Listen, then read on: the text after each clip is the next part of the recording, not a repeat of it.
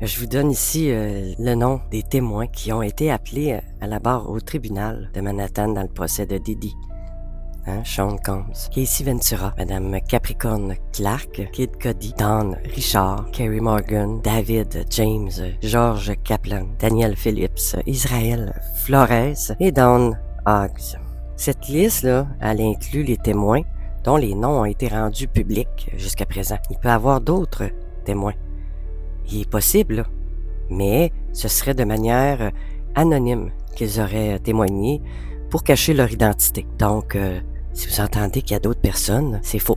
Je tiens à préciser que je suis assez triste, de voir autant de fausses informations circuler au sujet de ce procès, inventant toutes sortes d'histoires, là, aussi folles les unes que les autres, uniquement pour attirer l'attention sur leur chaîne YouTube. Je me suis désabonné d'ailleurs de plusieurs de ces chaînes, en laissant un commentaire avant. Je suis peut-être pas une professionnelle, mais je peux vous assurer par exemple que mes recherches, je les fais de manière consciencieuse et que je tente ici de vous donner les informations les plus exactes possibles. Pas vous inventer des choses pour vous faire plaisir. Je peux comprendre que l'erreur est humaine, mais où je cherche mes informations, ce sont des endroits qui sont dignes de confiance et je vais corroborer à 2-3 autres endroits là, pour être certaine. C'est très difficile de trouver les vraies informations. Il y a tellement de gens malhonnêtes qui feraient n'importe quoi pour être populaires. Je trouve ça scandaleux qu'il y en ait autant, justement, qui partagent ces fausses informations-là. Surtout pour un sujet aussi grave que le procès de Sean Combs. P. Diddy, Puff Daddy. Il y a de vraies victimes là en arrière de tout ça. Et mon petit doigt me dit qu'il y a bien des personnes là qui font tout ce qu'elles peuvent pour noyer le poisson, mélanger le monde. Ça aurait de terribles conséquences, là, d'après moi, là, pour toutes ces victimes-là. Maintenant, je vais vous rapporter le témoignage, justement, d'une ancienne employée de Diddy. Il lui aurait dit « Nous allons tuer Kid Cudi ». Et je parle de Madame Capricorn Clark. C'est une ancienne employée de Combs. Puis, elle a commencé à travailler pour lui comme assistante personnelle en 2004 jusqu'en 2012.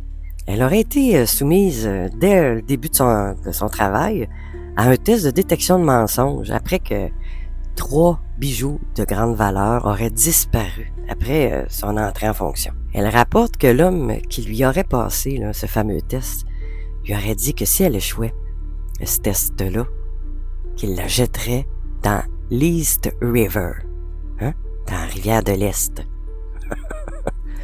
Les procureurs l'ont interrogé sur un moment où Combs avait découvert, en décembre 2011, que Casey sortait avec le rappeur Kid Cudi. Madame Clark a raconté que Diddy s'était présenté chez elle furieux, avec une arme à feu à la main. Oh, ouais, ça va bien. Et il lui aurait demandé, mais pourquoi?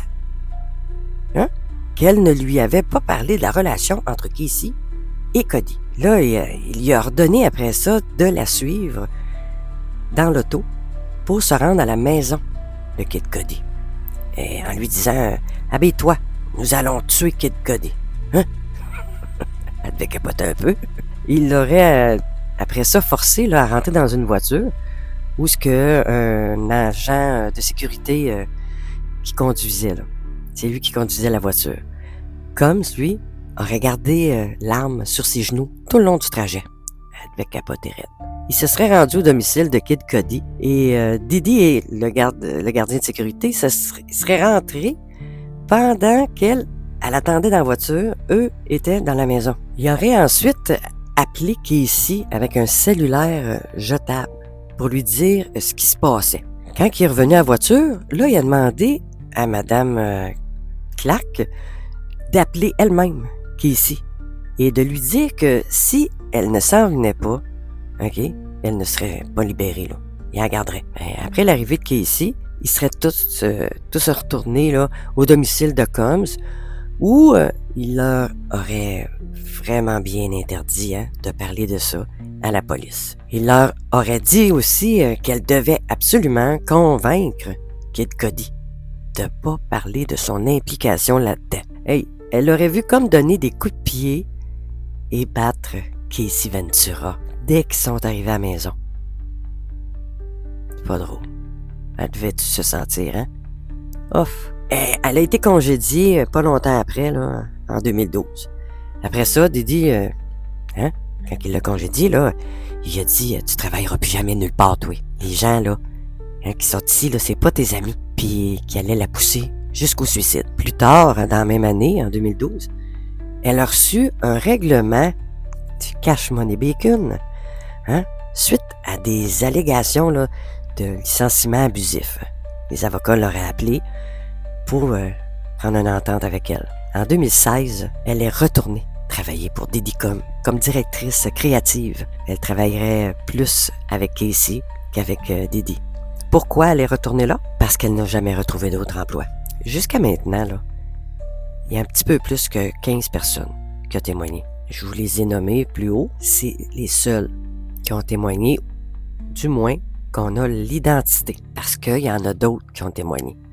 Mais c'est Jane Doe, des noms fictifs, justement, pour protéger leur identité. Il n'y a pas de Ice Cube, il n'y a pas de Will Smith, il n'y a pas de Justin Bieber, il n'y a rien d'autre que les noms que je vous ai nommés en haut de personnes connues. Je vous ai donné les dernières informations que j'ai pu obtenir jusqu'à présent. Abonnez-vous à la chaîne, faites le pouce, activez toutes les notifications pour justement rien manquer de mes prochaines vidéos parce que ça a bien l'air que c'est loin d'être fini tout ça. Et prenez le temps quand même d'aller voir un peu partout. Mais moi, je vous garantis une chose, que je n'inventerai pas pour devenir une célébrité.